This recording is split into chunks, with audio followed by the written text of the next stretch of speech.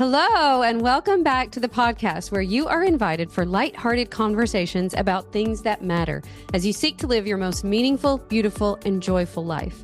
I'm your host, Dr. Edie Wadsworth, and I hope you enjoy your stay here at the House of Joy. Welcome back to House of Joy. We are doing part 2 of relationships with your 20-somethings. Yes. And this is all about the questions you had, right? Yes. Welcome back. We are sitting here With the dog. Beyond Joel is right here, my little baby. And you guys, I actually think we might have to go on our phones because I actually think in your poll There's some good ones, so we might have to look at those. Yes. Do you have your phone? Yep. Okay, so I am going to, there's just a bunch of questions on here surrounding just parenting and questions. There's some good questions, so we'll just go ahead and start. I'm going to start with a good one for you, Mom. Yes. This one says, how do you contact the sadness of them leaving home? Counteract the sadness? Yeah. Or just, yeah. How do you... Okay. This was a good one. Do you remember the day that we took you and dropped you off in Chattanooga? Yeah, it was so sad. It was actually horrible. It was horrible. Ellie, it was horrible on my side, too. Ellie and I cried in the car for 30 minutes. Like, I could not stop crying. I'm going to cry now, thinking about it. She couldn't stop crying. Dad was all choked crying. up. We were all crying. And I did the same thing when Taylor and Katie left the same year. Mm-hmm. I grieved myself to death. It was so awful. So, I mean, you asked me, like, what do you do about the sadness? You just allow it. Like, I just let myself You're be gonna sad. be sad. Actually, the year that Katie left, I ended up knitting a sweater for her. And I wrote about it on my old blog. We talk about all the time that this podcast is like reviving the old blog. I should go back and read the post that I wrote about Katie. And I grieved her and Taylor leaving so bad. And I just allowed it and let myself grieve it. And however long it takes. I do find that if you just allow those hard emotions to be there and you acknowledge yourself and you don't expect yourself to be over it in a month or whatever, that it does pass faster when you do that. And so you're not holding on to all those emotions. I don't really have any great advice except I cried myself to death. I cried myself to sleep. I mean, I feel that way sometimes now when you guys leave, like when we've been on a big family vacation together or when everybody's been home for a while. I miss you so much. I would totally have a commune where everybody just lived in the same house. At this point, I would do that too. Me and my friends talk about how should we just all like live on a plot of land and low-key like kind of have like a cult like not actually, but like, could we just live all together and then our kids could go to your house for school and you know what I'm saying? Like, we really do talk about that a lot. So, yeah. Maybe we could just have a big, huge one. Yeah. So, all that to say, I don't have any great answers for that except allow it to be as hard as it feels and allow it to be sad. And of course, it's so devastating and sad. I always felt like it was so unfair because I feel like I poured so much of myself into you guys. Like I really prioritized the relationship and connection. And I felt like, you know, I have helped create these amazing kids and now everyone else, they move away and everyone else gets to enjoy them. Yeah. This doesn't seem fair. So it is going to be sad and you just have to, let it be sad. Yeah. Okay. Next question. How do you hold your value as a Christian mother, but also not overstep? Yeah, I think, we talked about this in the previous episode quite a bit, I think, where I have the way I see the world, my values, and we raised you guys in those values. That's no guarantee that you're going to adopt those values, that you're going to live your life by them. And I don't think that it's even fair that I have the expectation that you will. I think we do the best we can to raise our kids in the faith, but we have to trust that the Spirit of God lives in them. Yep. And we have to just trust in that and believe in that. And I agree. It's like it could be that your kids never come to the same faith as you and never end up how you might have raised them. And I think it's up to you to decide, like, are you going to stay connected to them despite that? Because that's just never a given. Yeah. And I always ask myself, so, okay, my beliefs in my Christian faith are love, joy, peace, that Jesus brings to us. What's the best way I can demonstrate that? I mean, he loved us while we were yet sinners, while we were doing things that didn't please him, that weren't on his path. And so I want to follow that. And I feel like the best way I can do that is to live that, really, to live it out in my own life. Do I feel really like believe that what I say? Is how, speaking from my experience, like, that is what brought me back. Yeah. It's always what brings us back is love, like genuine, unconditional love that, you feel from God, from the people in your life. I think it's always what woos us back. So great. How do you parent a son who is married? Oh, I mean, I probably am not great to speak on this because I feel like Taylor and Mary Kay, my son and his wife, are so incredible and so amazing and make it so easy to love on them, to be helpful to them in ways that I can. They are just so darling. And, I feel like in some ways I have not always been the best daughter-in-law. And I really prioritize that relationship with them, and I want them to know, like, I love you, I'm here for you, however we can help you. But I also feel like I try not to impose my own agenda on them either. Yeah. And I think that really helps. Just how can I be genuinely helpful to you in your life right now? Yeah, I think that's great. Yeah. Okay. I'm trying to find I will say, let me just say this, because I know somebody asked a question like this, because they said, I think it's harder with sons because then the sons will meet someone that you feel like takes them away from the family. I don't see it that way at all. I will say that Taylor and I have always been very close. And of course, now his person is Mary Kate, as it should be. I used to be his person all the time. I'm sure I'll feel the same way about Tommy Boy. I'm his person. You're doing everything. Yeah. And I love the fact that now he has his person and she's darling, and however I can support that. As a matter of fact, now I probably communicate with her as much as I do with him because he's busy, he's working. A lot of times if I'm going there to visit with the babies, she might be there and we text and have a loving relationship with each other. So I don't know. I feel like going into it with the mindset of, again, how can I stay connected? How can I make this an easy yes for them? How can I just make things easier? I know what it's like to have 2 little kids and to be in that stressful part of building your career. And I don't want to add to that. I just want to be able to help relieve that in whatever way I can. Okay, I love that. A lot of people are asking, like, from a mother's perspective, if they could ask their kids, like, what do you need from me in this stage of life? Oh, this is a good one for you, Em. Yeah, I feel like the thing that I need from you the most when I really don't need, I don't actually need anything, right, is just someone who listens, someone who wants to be my friend at some points and is interested in what I'm doing and my friends. And when I think just like being interested and really genuine interest and care. Yep. I think that's like the biggest thing that I would say, because then that's how our relationship flourishes. I feel like. Yep.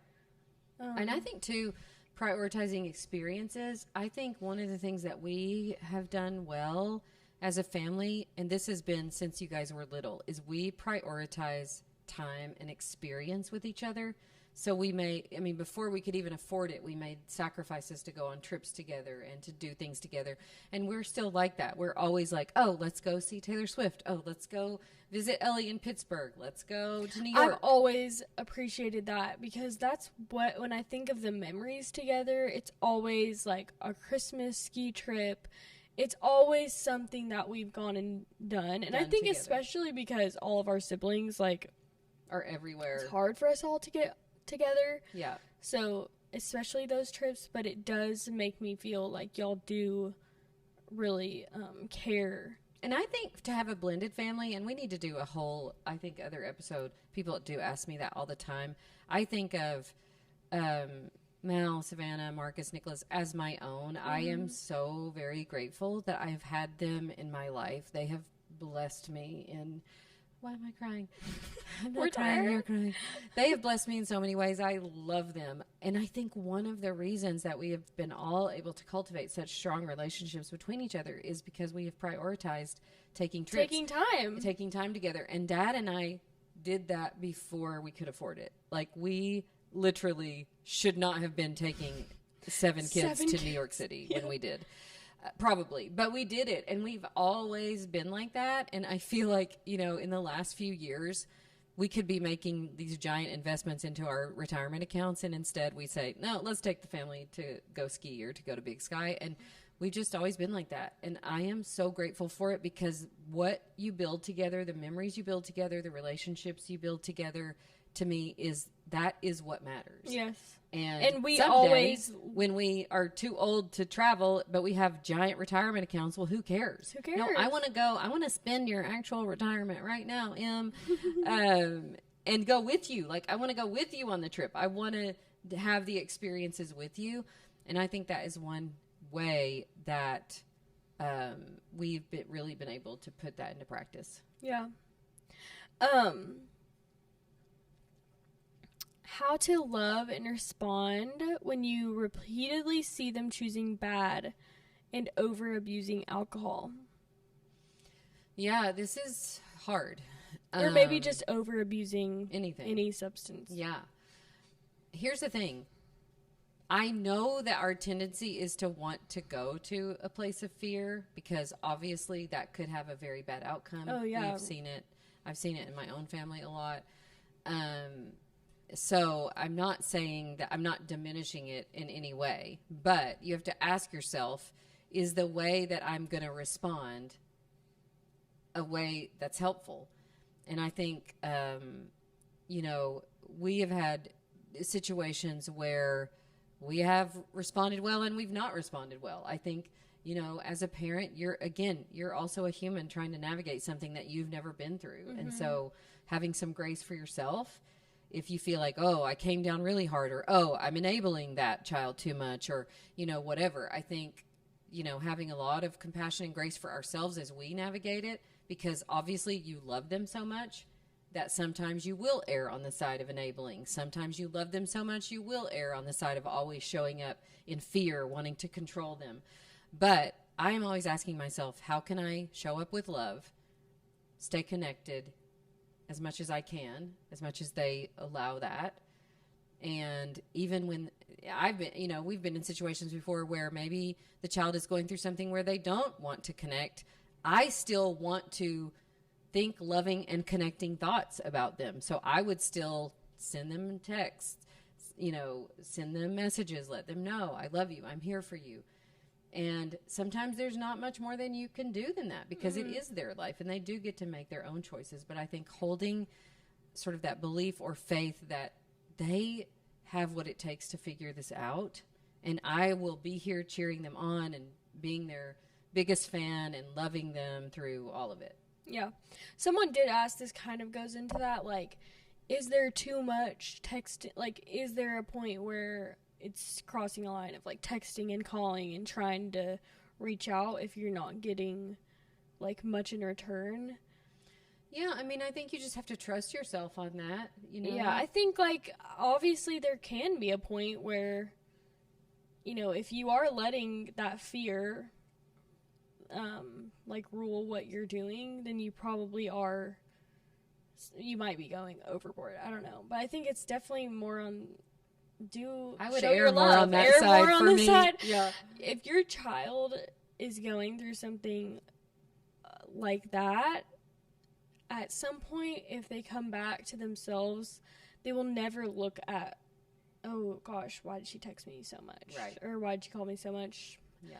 They will just be thankful for it.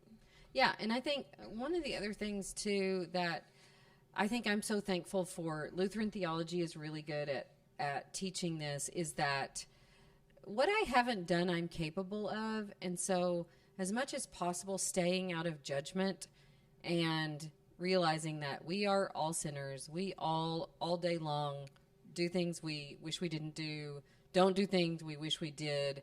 And I think sometimes keeping yourself on that sort of, we're all saints and sinners, that helps keep me grounded. I think it keeps you from being in this place where you get really judgmental of people who, you know, are struggling with what they're struggling with.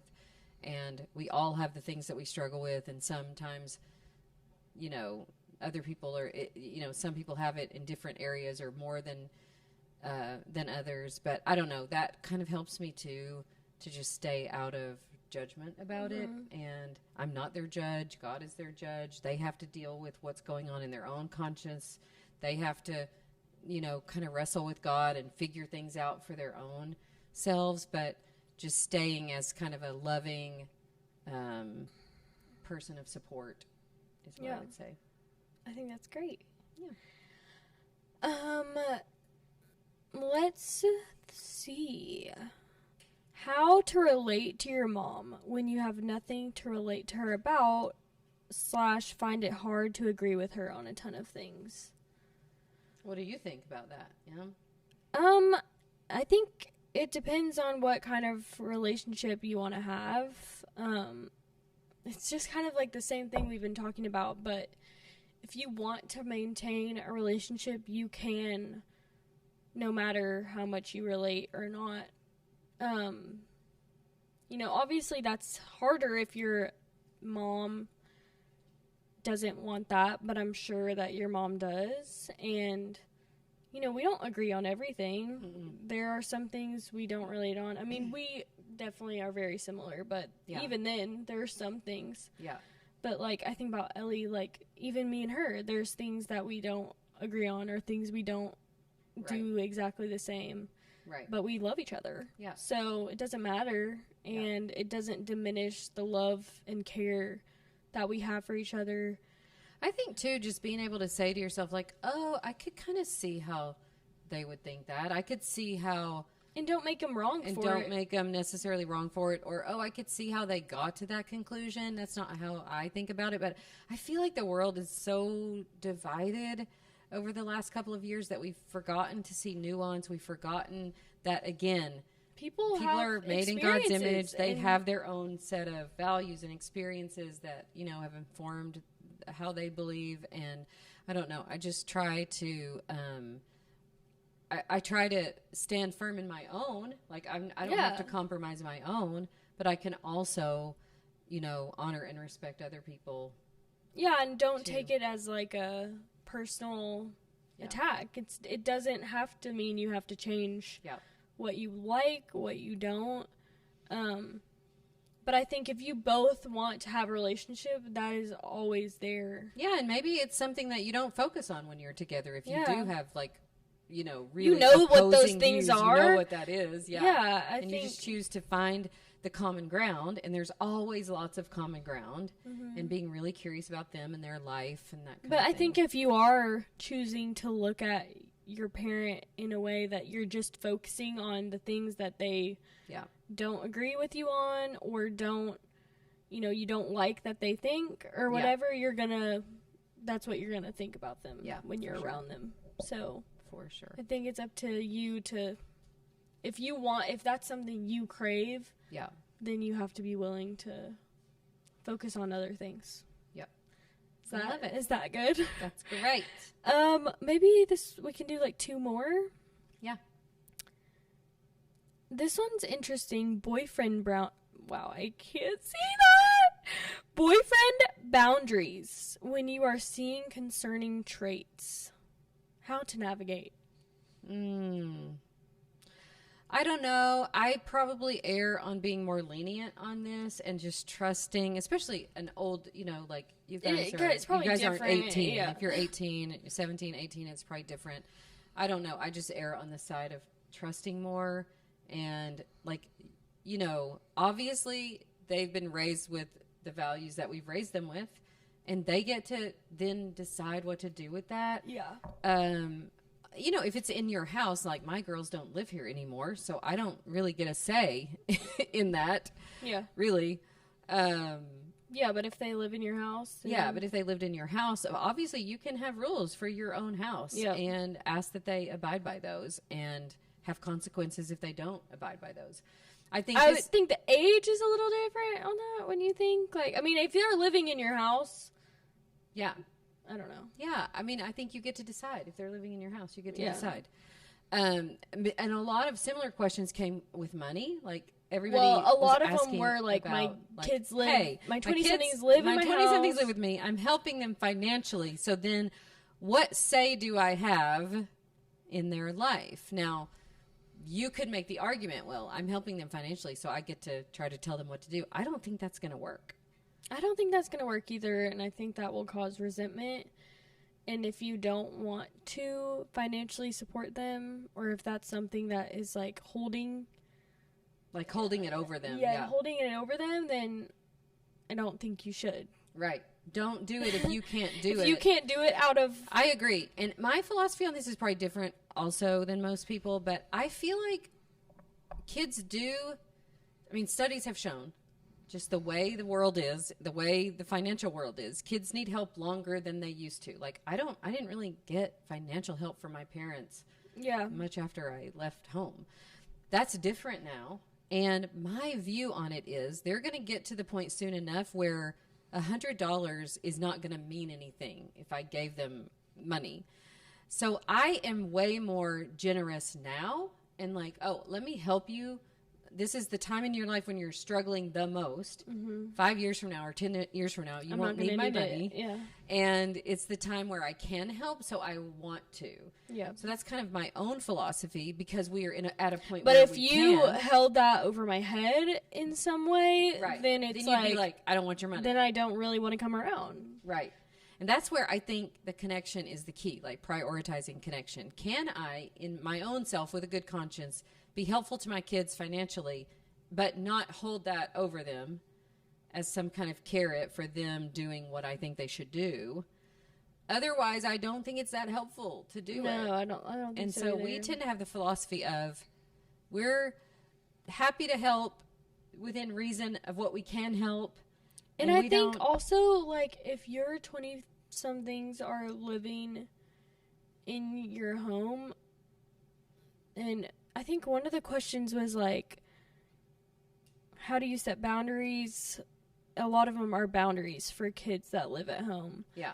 To me, if you're allowing them to live in your home, there is a difference of, obviously I don't live at home, but when I come home, if I leave, it's not the same as it was in high school. Does that make sense? I don't have to tell you right where I'm going. You don't know what I'm doing when I'm away. So if I lived here, I wouldn't really expect. No, and I think the only time with that is you might have a set of rules. We've done this before where we said, okay, if you're going to live with us, you need to have a job. You need to, if you're gonna respect the area in whatever those way should be that laid is. out. Yeah, you can have basic boundaries. We've definitely done that. But I think trying to control your kids or micromanage them at that age, I just don't think it really works. I think sitting down, for the most part, having a conversation about it where it's clear and it's open and you let your child say what they think and you tell them, it is ultimately your house. So yeah, I do think, if they're doing things that are not what you want to happen, then they should probably move out. Yeah. Yeah. But I think, what you said, controlling them is probably not going to work. Yeah. Yeah. And so, I think you have to figure that out on your own. How much I wouldn't do something to the point that I resented it. You know, check in with yourself. But so far, like with our kids, we've been able to help them in ways that we're really thankful for, that we feel like, oh, I'm so grateful that we're at a point where we can do this. And, yeah, and I know that, you know, they'll get to the point where they don't need that. So, or at least I have the faith that they will. Yeah. And I think that doesn't hurt you to have the faith that they're going to launch, they're going to figure it out, they're going to, you know, get to the point of not needing you.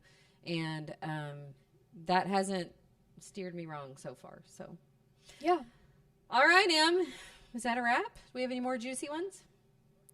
I mean, that can definitely be a wrap. There's some more, but I think they kind of all tie into one of those answers.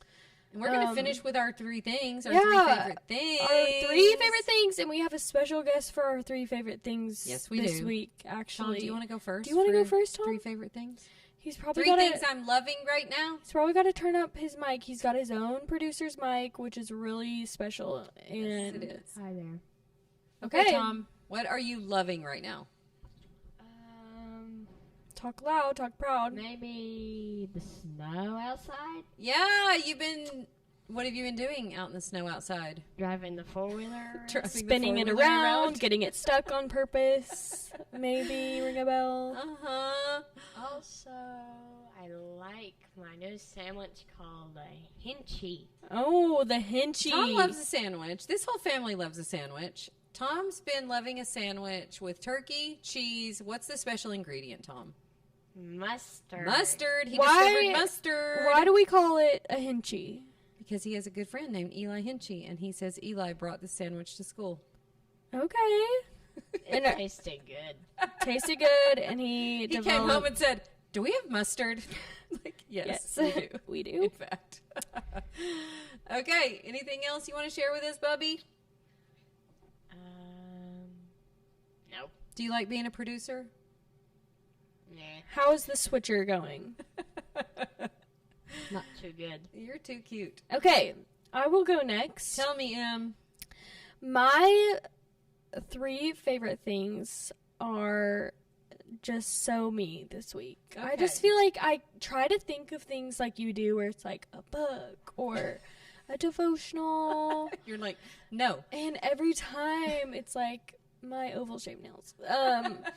Speaking of that, one of my favorite things of this moment of my life is getting oval nails. The only reason this is like a big deal is because I just have always gotten like a squared off nail. Square nail. Yeah. And I've just been in this era of life where I love the rounded edge. I'm getting Mom, it too. I feel like you got it from me. I'm just saying. I probably did get it from you, but I've been doing it for a year or 2. Yeah. But let me tell you, I'm starting to do more writing, and I'm going to probably have to chop mine off. Chop them? I'm probably going to have to chop them back to square. They are a little longer when you have them. Yeah. Like this, because you can't really do a rounded edge if they're super short. But I will say, I think it just like makes my hands look better. Oh, for sure. A little more classy. I don't know. Yes. And then next. Next is my nighttime mocktail. Tell me more. This is like not original, and I did not come up with this. I definitely saw this on TikTok. Okay. But it's tart cherry juice, just like 100% tart cherry juice. Okay. And you put a poppy, which is like a gut health probiotic soda.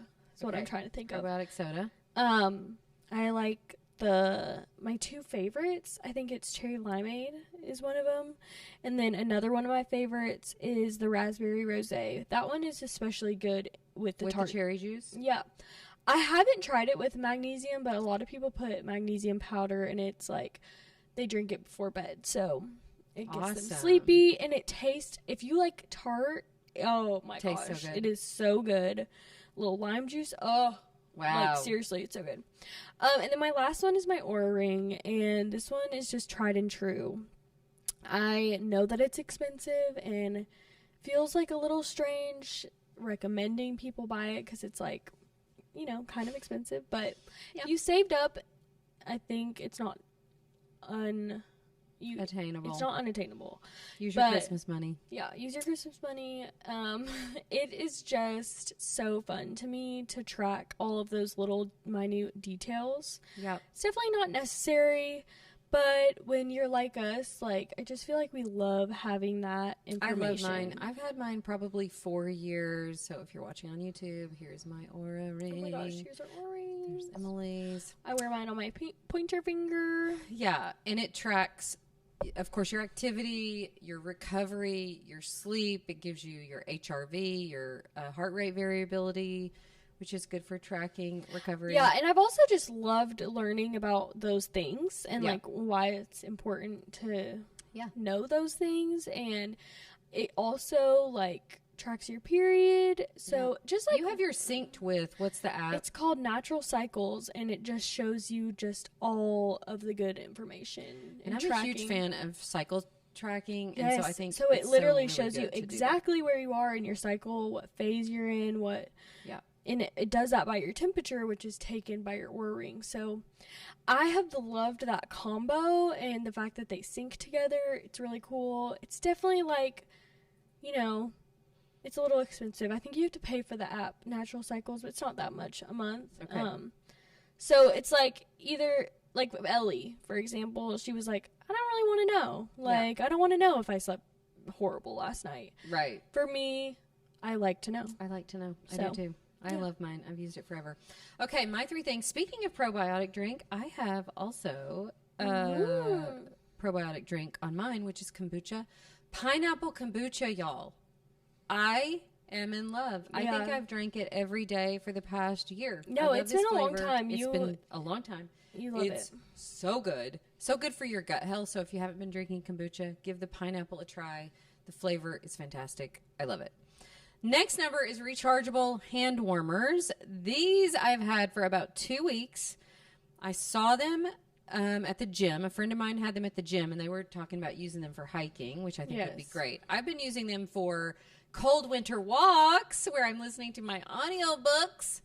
By the way, I'm listening to a great book right now called The Upside of Stress. Yeah, it's love really that good. So rechargeable hand warmers, you can plug them in and then so nice while you're walking out in the cold. And the last one is I have recently become obsessed with Naturium. I think that's how you say it. Naturium skincare from Target. Yeah, I've never heard of this. I use mostly Young Living skincare. Like I use the Bloom system and I love it with all my heart. They have a thick moisturizer that I use. So that's mainly what I use. But I was looking for some serums like a vitamin C serum, a retinol serum. Their serums are so good and so I've got to affordable. try. I've never heard of it. You have to try them. So I use the vitamin C serum before I put on my moisturizer in the day, and I've been using the retinol and the what's the acid serum that I've been using at night? I can't remember. Hyaluronic acid. So I've been using that serum at night. Love them. So that's our 3 things. Yes. Thank you guys so much. Thank you for asking questions and being vulnerable, and please keep doing that. It really helps, fuel discussion too. Yes. And gives us, we only have our experiences and we love sharing them. But we love sharing them and we love learning more about other people's too. So please keep asking questions, leave a review. Yes. All the things. Follow the podcast wherever you listen. Exactly. And if you do have any further questions, just leave those in the review. We've been checking the reviews for any questions there. Share the podcast with your friends if you know of mother-daughter friends that you have that might enjoy this. We have loved doing this together, and we're so thankful for your feedback. We're so thankful for how you've been sharing it and following along. Another thing, hopefully, once we get into the swing of things, we would love to start having guests come on. Yes. So if you have any... Who would you like us to interview? Love to see on the podcast. Someone did recommend having, like, another mother-daughter pair. Oh, yeah. Which would be so fun. That would be fun. But... if you have anyone that you really want to see, we would love some suggestions just to dream about it, we would. But all right, you guys. Well, we're going to go enjoy our snow day. I hope you have a great rest of your day. We love you so much. Yes. We'll see you on the next episode. Love you. Bye. Bye.